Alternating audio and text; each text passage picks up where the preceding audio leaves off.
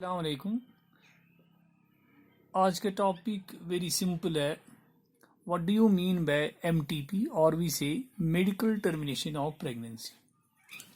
अगर इंटेंशनली या और वी से voluntary voluntary termination of pregnancy before before the fetus is before the fetus becomes viable is known as MTP of pregnancy or induced abortion। अगर intentionally या voluntary कोई termination of pregnancy करे इससे कबल कि before the foetus becomes viable, अभी foetus viable नहीं हुआ है तो उससे पहले इसको छीन लेंगे, वॉलंटरली और इंटेंशनली इसको टर्मिनेट किया जाए, उसको हम मेडिकल टर्मिनेशन ऑफ प्रेगनेंसी भी कहते हैं या इंड्यूस्ड अबॉर्शन भी कहते हैं। It is one of the most widely used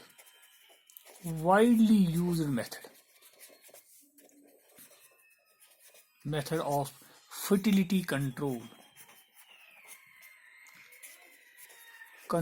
in the world में सबसे ज़्यादा यही मेथड इस्तेमाल किया जाता है as fertility control method in the world. हाँ, एमटीपी जो होती है, MTP medical termination of pregnancy जो होती है is comparatively safe up to 12 weeks. 12 weeks तक ये सेफ होती है। अगर बच्चा 12 वीक्स का होगा या 12 वीक से कम होगा, वहाँ तक अगर हम मेडिकल टर्मिनेशन करेंगे, मेडिकल टर्मिनेशन ऑफ प्रेगनेंसी करेंगे तो इट इज़ सेफ। इसको फर्स्ट ट्रिमेस्टर भी कहते हैं। Otherwise it becomes risky after the first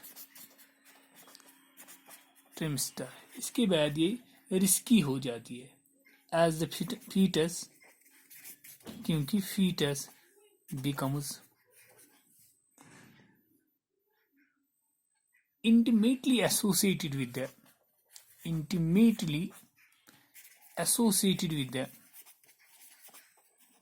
the maternal tissues।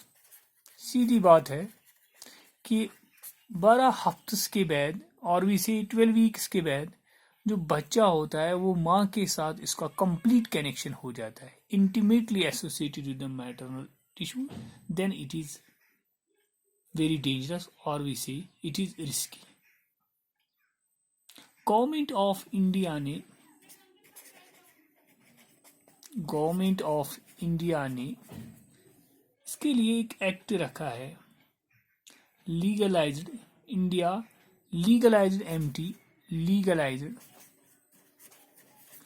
MTP act in 1971 के अंदर इन गवर्नमेंट ऑफ इंडिया ने एक एक्ट दिया है। उसमें उन्होंने बोला कि हाँ, हो सकती है MTP up to the 12 weeks, that means first trimester तक।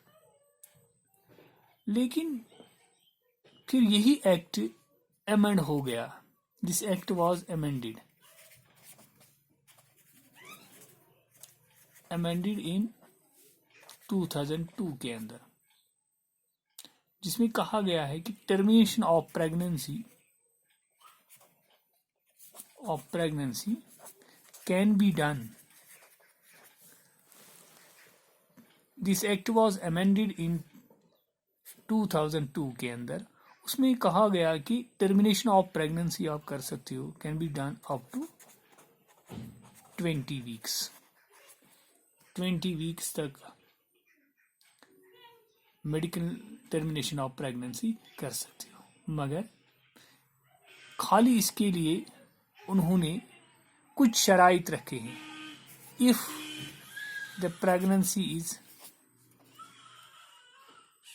if the pregnancy is likely to produce congenital, अगर होगा बच्चा, अगर congenital होगा, congenital malformed, अगर बच्चे के अंदर कोई ऐसी प्रॉब्लम होगी जो आगे बच्चे को जिंदा रहने में दुश्वारी पैदा करे, तो उस वक्त आप पहले ही बच्चे को टर्मिनेट कर सकते हैं। कॉन्जेनाइटल मालफॉर्म्ड चाइल्ड उसको कहते हैं। कोई सिंड्रोम होगा या कोई ऐसी डिजीज होगी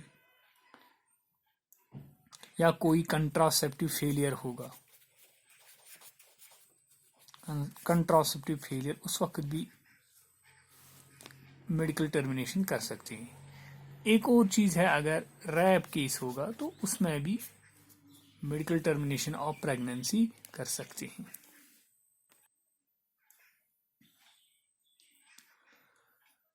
हाँ, इसके बाद देखा गया है कि ये जो मेडिकल टर्मिनेशन ऑफ प्रेगनेंसी होती है, तो it is performed after testing the sex of the baby through amniocentesis और सोनोग्राफी। पहले बच्चे को देखा, इसकी अच्छी सी जांच होती है एमनियोसेंटेसिस या सोनोग्राफी से। अगर उसमें कुछ कॉन्जेनाइटल प्रॉब्लम्स उन्होंने देखी या कुछ सिंड्रोम देखा गया, तो इस बच्चे को टर्मिनेट किया जाता है।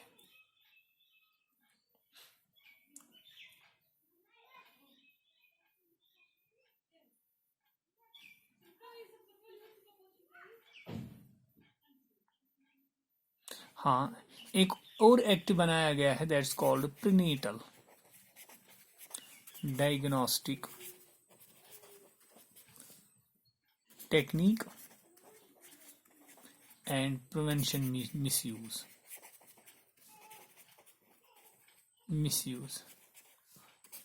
एक्ट 1994। इसमें ये अमेंडमेंट भी हो गई, उसकी 2003 में इसकी अमेंडमेंट भी हो गई। तो उसमें बताया गया है कि it is prohibited to determine the sex of baby, अगर किसी ने पहले ही जांच लिया है कि whether the baby is male or female, उसके लिए पनिशमेंट होता है 5 साल उनका इम्प्रिजमेंट होती है। 5 years फॉर इम्प्रिजन, 5 years उसके लिए इम्प्रिजनमेंट है, और इसके साथ साथ 1 लाख भी इसको जुर्माना देना पड़ता है। अगर इसकी मेडिकल रजिस्ट्रेशन होगी या लाइसेंस होगी, वो कैंसिल हो जाती है।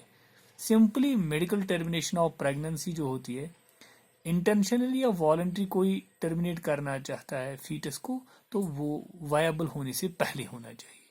That should be before 12 weeks.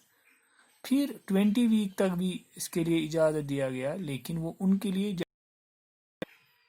अगर वो प्रेगनेंसी उस बच्चे को जन्म देगी जिसमें कॉन्जेनाइटल या और विशेष सिंड्रोम्स होंगे, अदरवाइज नहीं होगा।